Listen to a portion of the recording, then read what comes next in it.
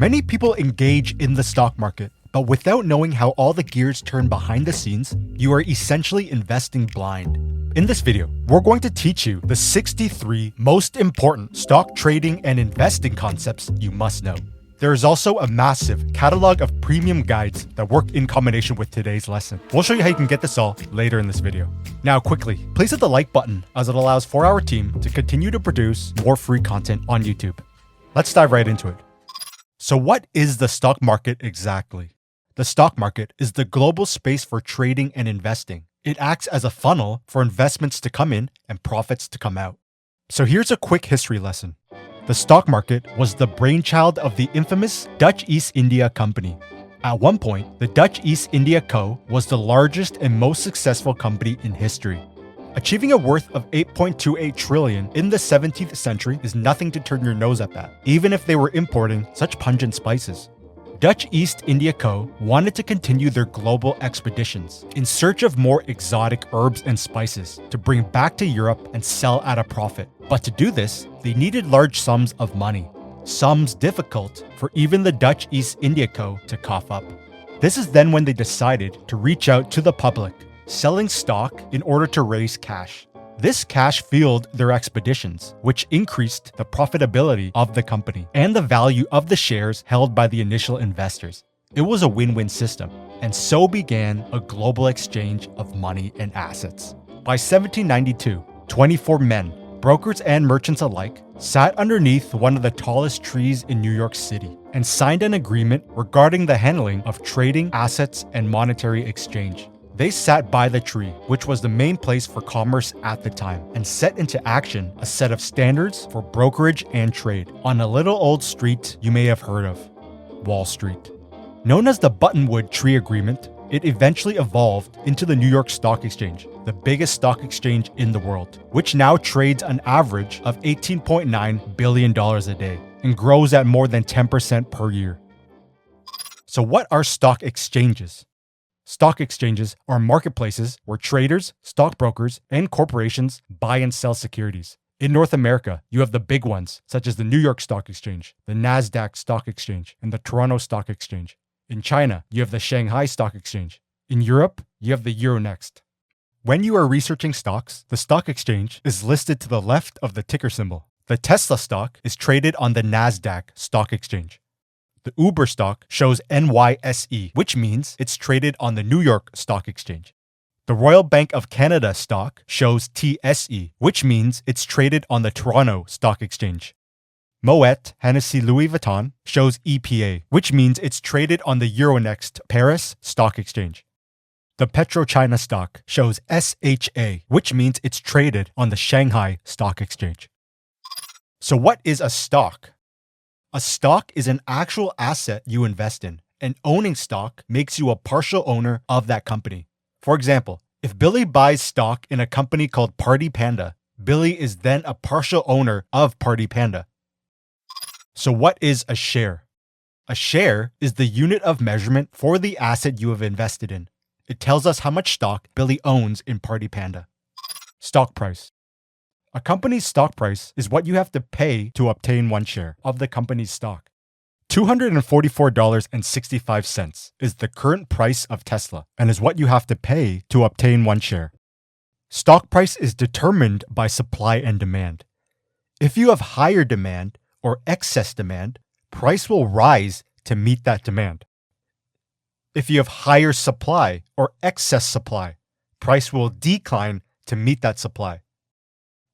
Price only stabilizes once there is an equilibrium between buyers and sellers, or an equilibrium between supply and demand. When you notice a rise in price, this means there are more buyers than sellers, so price rises to meet that demand. When you notice sideways price movement, this means there is an equilibrium between buyers and sellers. Then when you notice price reverse downwards, this means there is more sellers than buyers, and price falls to meet that excess supply. Ticker symbol. A ticker symbol is a unique abbreviation used to identify a publicly traded company on a stock exchange.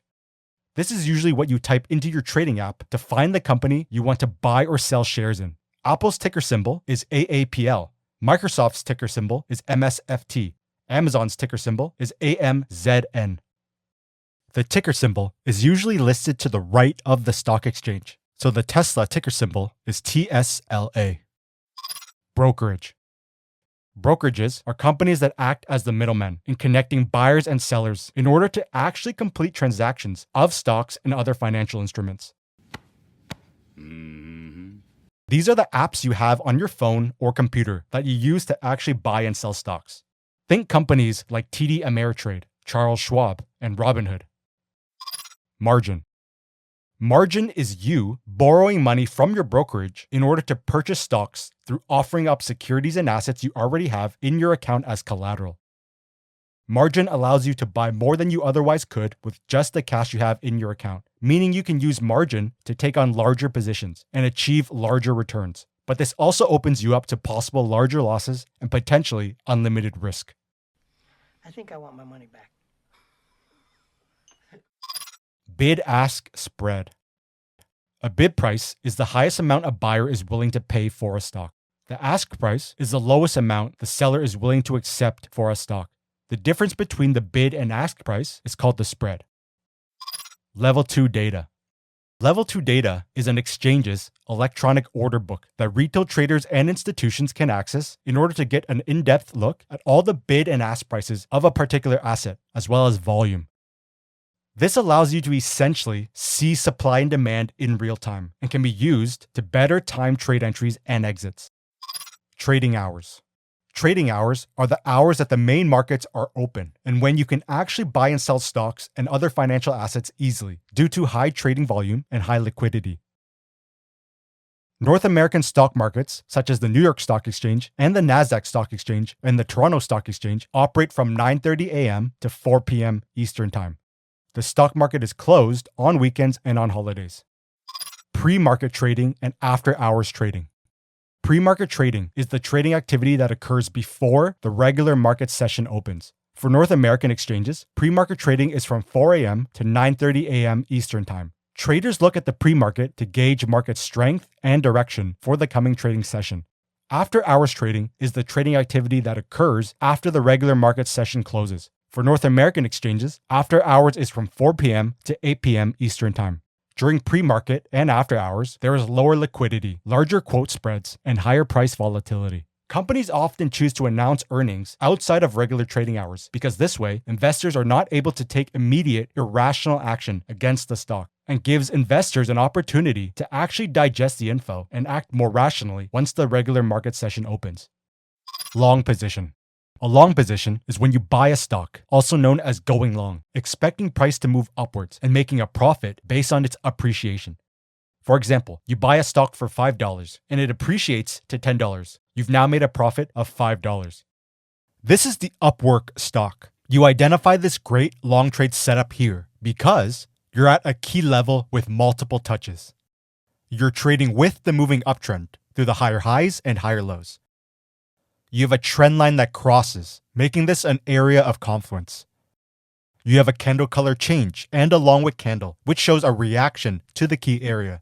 You also have a recent reversal point close by to the left, showing that this level is valid and respected during this recent time period. Knowing all of this, you decide this is an amazing long trade opportunity and believe that price will continue upwards. You want to buy the Upwork stock and enter into a long position. Let's say you have $500 you want to invest. This candle close here, which was your long entry point, is roughly $10 per share. To figure out how many shares you can buy with $500, take your $500 and divide it by $10 per share, which gives you 50. Meaning with your $500, you can buy 50 shares of the Upwork stock at this trade setup area. Price then takes off upwards, and you notice this recent swing high reversal point here, which makes a resistance level and supply zone. You also notice a very long wick candle form, which shows a reaction to the zone. So you decide this area here would be a good time to take profit. This candle close here is roughly $14.80 a share.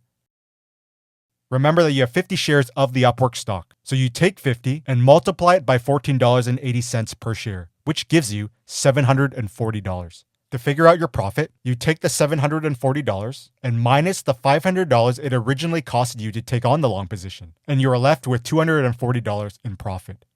Now, going in the opposite direction. Short position. A short position is when you sell a stock, also known as going short, expecting price to move downwards and making a profit based on its depreciation. For example, you want to short one share of XYZ stock that is trading at $10 a share.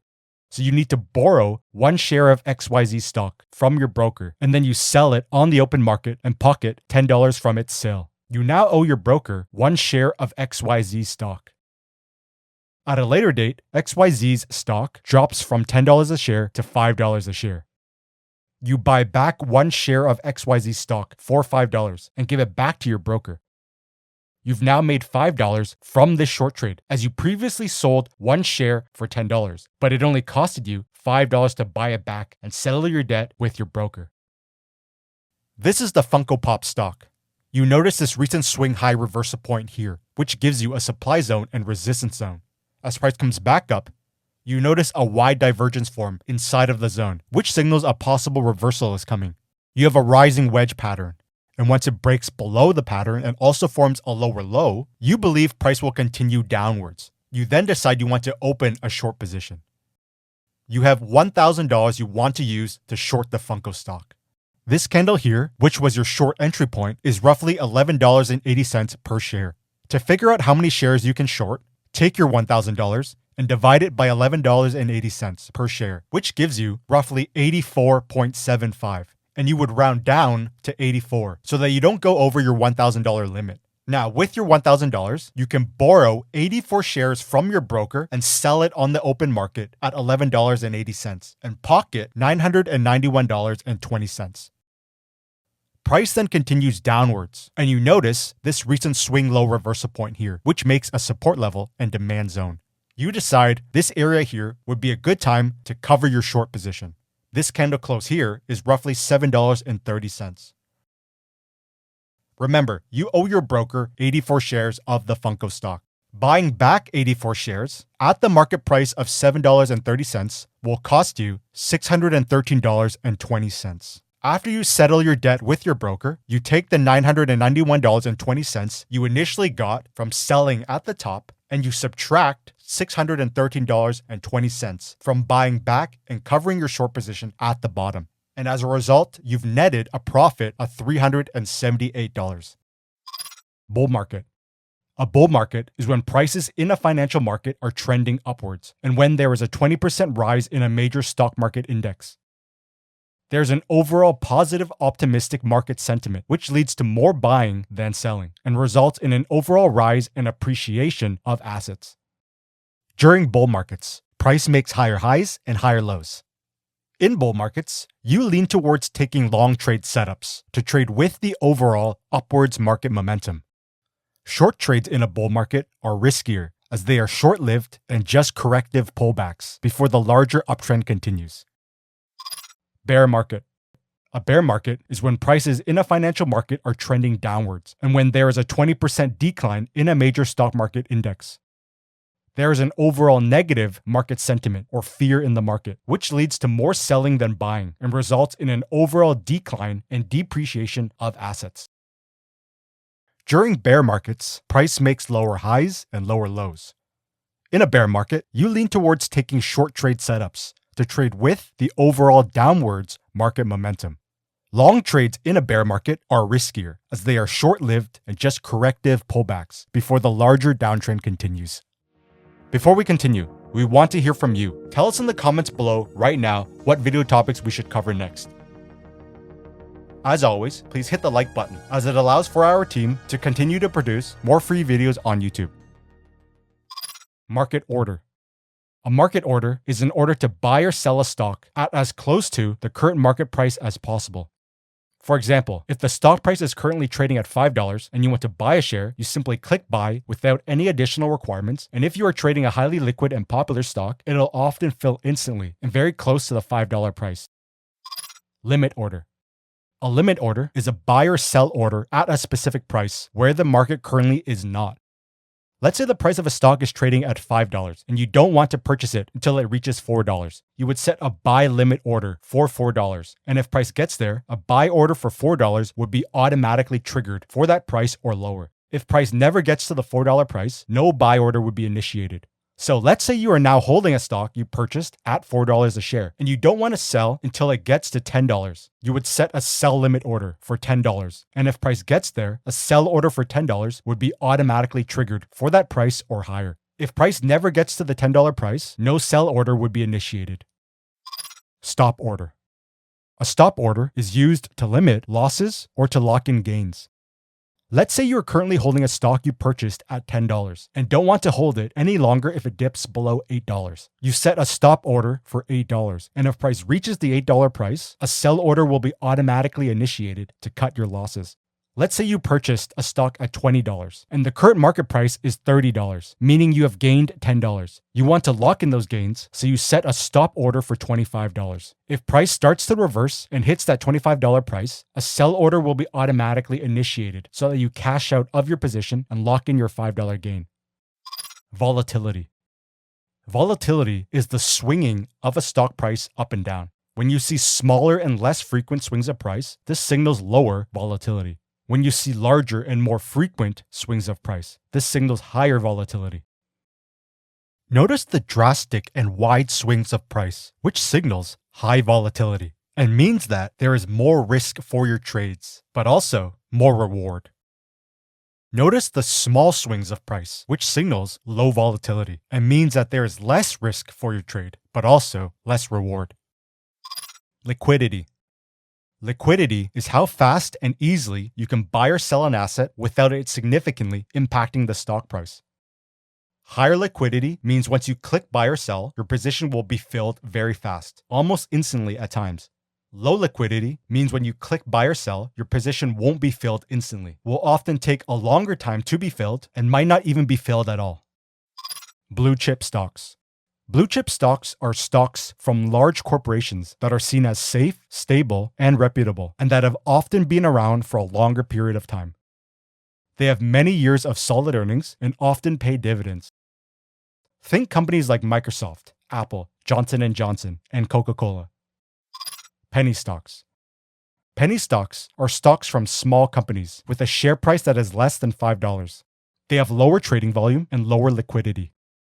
When you try to buy or sell a penny stock, it will often take longer for your positions to be filled, and they might not even be filled at all due to low volume and low liquidity. OTC, or over-the-counter securities. OTC securities are securities not listed on major stock exchanges and require a broker-dealer network to buy and sell them. These companies don't qualify or meet standards to be able to trade on major stock exchanges. Over-the-counter securities tend to be less liquid and are also less regulated, which brings more potential risks. S&P 500. The S&P 500, or the Standard & Poor's 500, is a market capitalization weighted index that tracks the performance of 500 of the largest companies listed on U.S. stock exchanges. This index was launched in 1957 by credit rating agency Standard & Poor's. The S&P 500 is often used to gauge market sentiment of the U.S. stock market as a whole, meaning you can look at its performance to give you a bullish bias, bearish bias, or neutral bias. This here is what the S&P 500 should look like from search. Dow Jones Industrial Average. The Dow Jones is a stock market index that tracks 30 large blue chip stocks from the New York Stock Exchange and NASDAQ.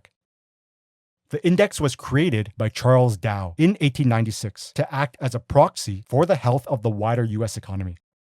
Dow Jones Industrial Average, again, can be used to gauge overall market sentiment and performance of the U.S. stock market. This here is what the Dow Jones Industrial Average should look like from search. NASDAQ Composite. The NASDAQ Composite is another stock market index that includes all the stocks listed on the NASDAQ Stock Exchange. Just like the S&P 500 and the Dow Jones Industrial Average, you can use the NASDAQ Composite to gauge overall market sentiment and performance of the U.S. stock market. This here is what the NASDAQ Composite should look like from search. VIX, or CBOE Volatility Index. The VIX, also known as the Fear Index, measures the implied volatility of the S&P 500 and the market's expected volatility over the coming 30 days. The VIX has a negative correlation or inverse relationship to the S&P 500. Meaning when you see the VIX rise, this signals fear is rising and market confidence is declining, which often results in the overall stock market to trend downwards.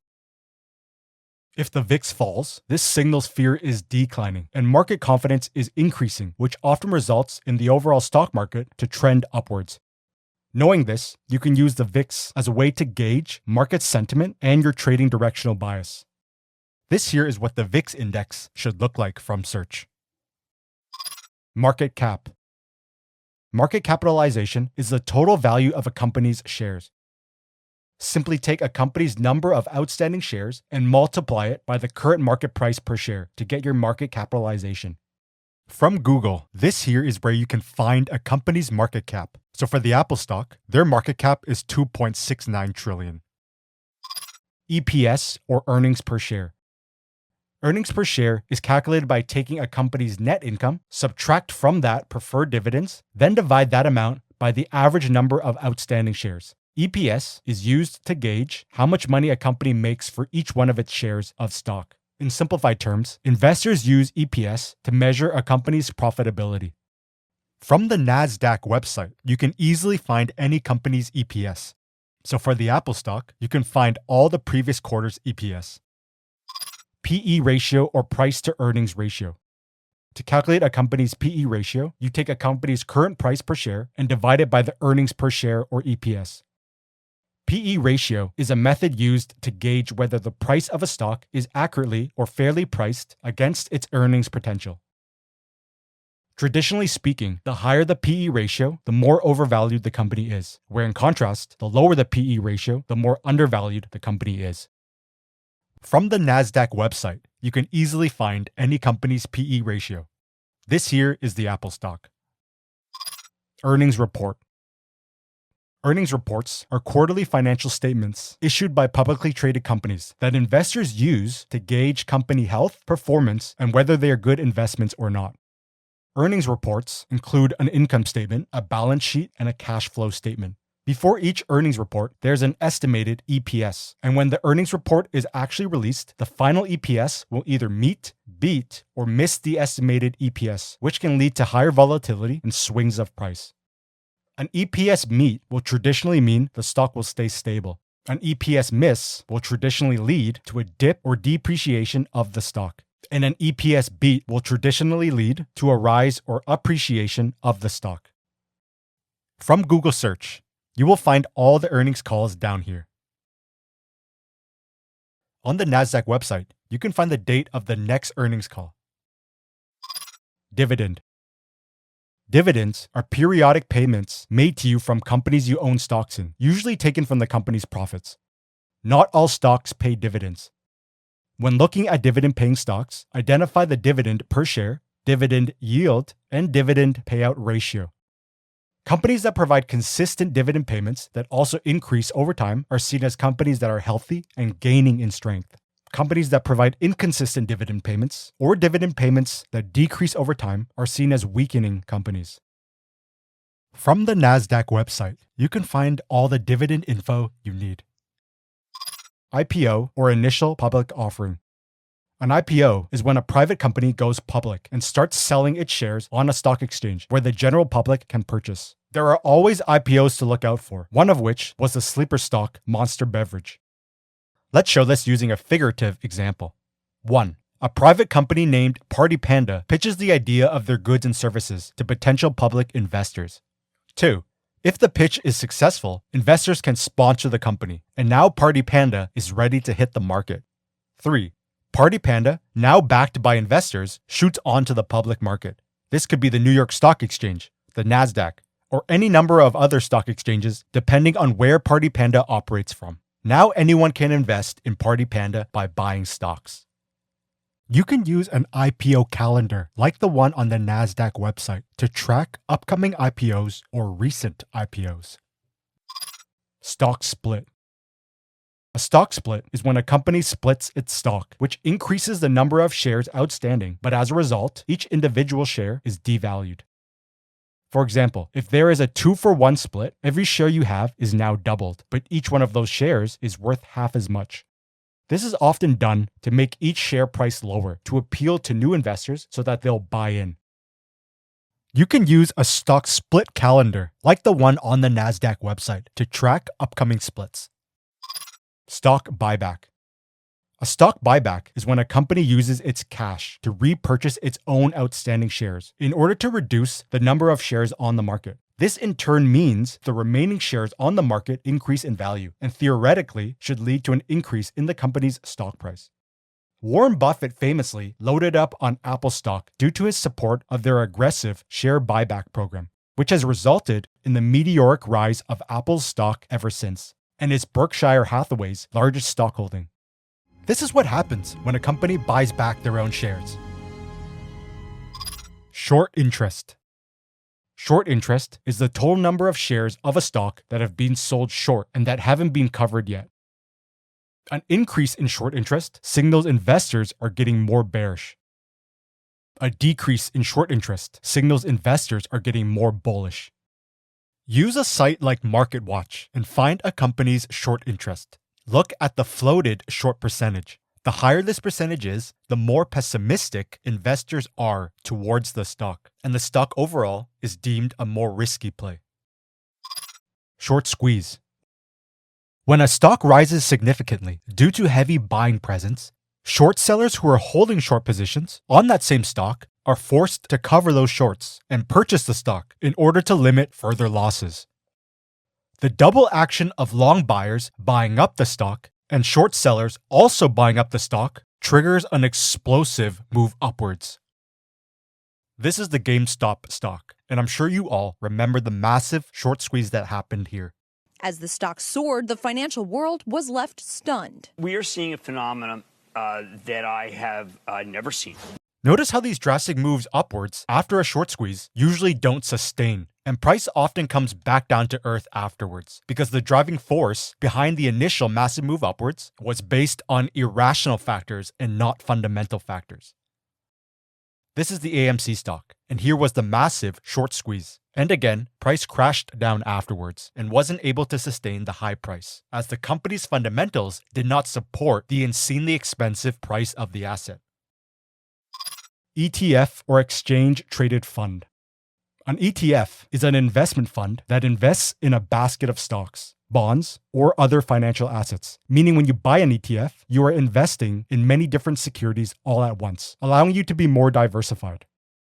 ETFs are bought and sold on traditional stock exchanges, meaning you can buy and sell them just like any other stock. There are ETFs for every industry and niche you can think of, meaning you can buy ETFs for specific sectors you want to gain exposure to. Everything from tech ETFs to currency ETFs to AI ETFs to banking ETFs to energy ETFs. Inverse ETF or inverse exchange traded fund. Investing in an inverse ETF allows you to profit from the decline of a benchmark index, such as the S&P 500, instead of shorting individual stocks. In simplified terms, if you see the S&P 500 go down by 2%, you should see the price of your inverse ETF go up by 2%. Mutual fund. A mutual fund is a type of investment where money is pulled together from various investors to then invest in stocks, bonds, and other financial assets. Mutual funds are managed by professional money managers, which comes with its own set of fees. Money from a mutual fund is earned in 3 ways. 1. Through dividends from stocks or interest from bonds held within the fund's portfolio. 2. Securities that are sold for a profit. 3. If the fund's shares increase in value, you can sell your shares in the mutual fund for a profit. Index fund. An index fund is a type of mutual fund or exchange-traded fund that is constructed in a way to match and track market indexes, such as the S&P 500. The baseline goal of an index fund is to replicate the performance of the underlying market index it is mimicking. REIT, or Real Estate Investment Trust. REITs are companies that own and operate income-producing real estate, such as hotels, shopping malls, office buildings, resorts, apartments, self-storage facilities, warehouses, and commercial forests. Investing in REITs gives you exposure into real estate investments without having to buy real estate assets directly. Bonds. Bonds are a type of security issued by governments and corporations when they are looking to raise money. When you buy a bond, you're essentially giving a loan to the issuer, and they have an obligation to pay you back the face value of the loan on a specific date, known as bond maturity. You get interest payments typically twice a year, up until you are paid back the face value of the bond. Bonds differ from stocks because you don't own anything. They just act as an income stream. Capital gains. Capital gains is the tax you have to pay after selling an asset or investment, such as a stock or bond, for a profit. Interest rates and the Fed. When the Federal Reserve is trying to cool down the economy, they will raise interest rates, which in theory should cause the stock market to go down because money and borrowing is more expensive. When the Federal Reserve wants to stimulate the economy, they will cut interest rates, which in theory should cause the stock market to go up because money and borrowing is cheaper. This means the stock market and interest rates have a negative or inverse correlation. Recession. A recession is traditionally defined as 2 consecutive quarters of negative GDP. During recessions, stocks tend to trend downwards due to negative market sentiment. Recessions do also present great buying opportunities because if you look back at many of the previous recessions, they are often followed by some massive bull runs afterwards. This means investors can take advantage of recessions and buy great companies at a heavy discount. Futures trading. Futures are a lot like options, except the contract actually obligates you to buy or sell the asset for a set price on a set future date. Futures contracts are used to speculate on the future price movement of an asset or to hedge risks. Commodities. Commodities are natural materials such as metals, gold, corn, oil, and flour that humans process and use for the economy. Hard commodities are natural resources extracted or mined from the earth, such as copper, natural gas, oil, and gold. Soft commodities are grown and harvested, such as lumber, wheat, coffee, and cattle. Commodities are often traded through futures contracts, but you can also invest into stocks of companies that produce commodities, or invest into ETFs and mutual funds that have commodity exposure. Forex, or foreign exchange trading. Forex trading is the act of trading international currencies. The Forex market, or foreign exchange market, is one of the most widely traded markets in the world, with daily trading volume of over $6 trillion. Unlike the stock market, the Forex market is open 24 hours a day, from 5 p.m. Sunday to 5 p.m. Friday, Eastern Time. Currency pairs. Currencies are quoted as pairs, meaning it is the value of one currency against another currency. For example, if you see a price quote of euro-dollar being 1.0882, this translates to 1 euro gets you 1.0882 of US dollars. There is an invisible one beside the currency on the left of the currency pair, also known as the base currency. If you see a price quote of pound-dollar being 1.2617, this translates to 1 pound gets you 1.2617 of US dollars. PIP.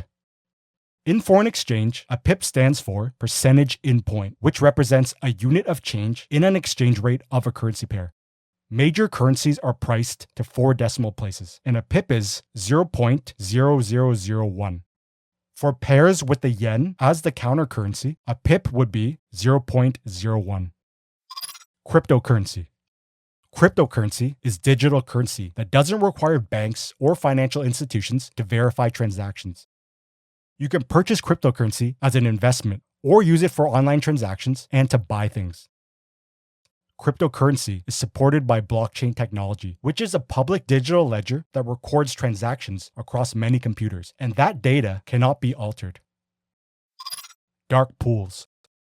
Dark pools are private exchanges and forums used by large institutional investors to buy and sell large block orders, and allows them to hide and mask their moves from the general public to avoid impacting the larger market. Go through the dark pool, algo. We can't have anyone see what we're offloading. Dark pools are perfectly legal and regulated by the SEC. Compound interest. Compound interest is when you earn interest on the principal money you have, but then going forward, also earning interest on the new interest payments you received. For example, if you have $100 and earn 5% interest per month, after 1 month, you'll have $105. Then the next month, you'll earn 5% interest on $105, which means you'll have $110.25 after month 2.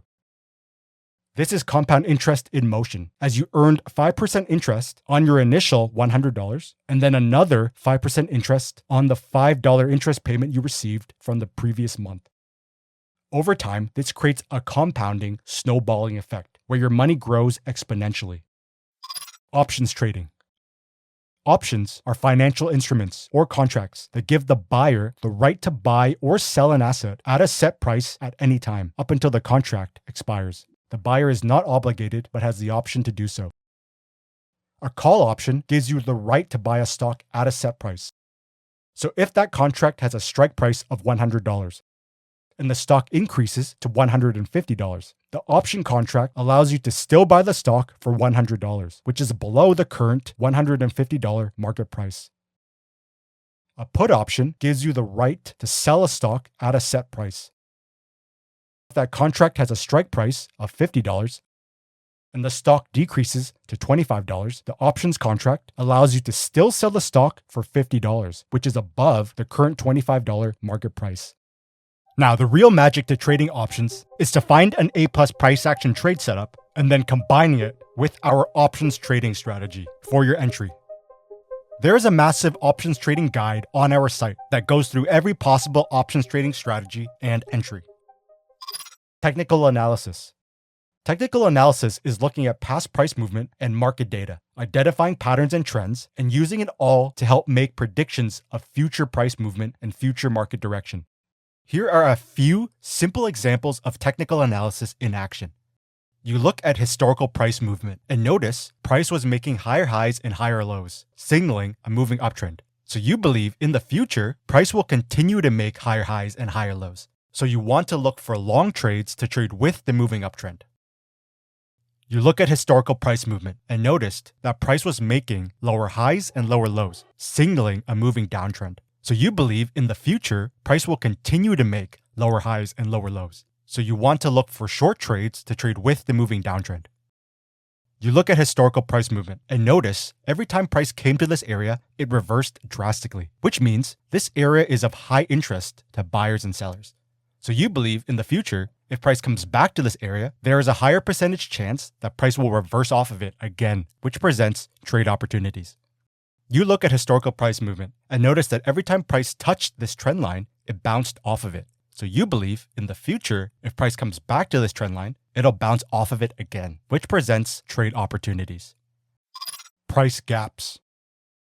A gap up is when price opens higher than the previous day's close.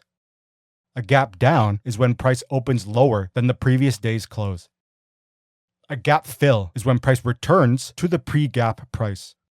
Price gaps often occur due to news releases outside of regular trading hours that cause swings in price. Dead cat bounce.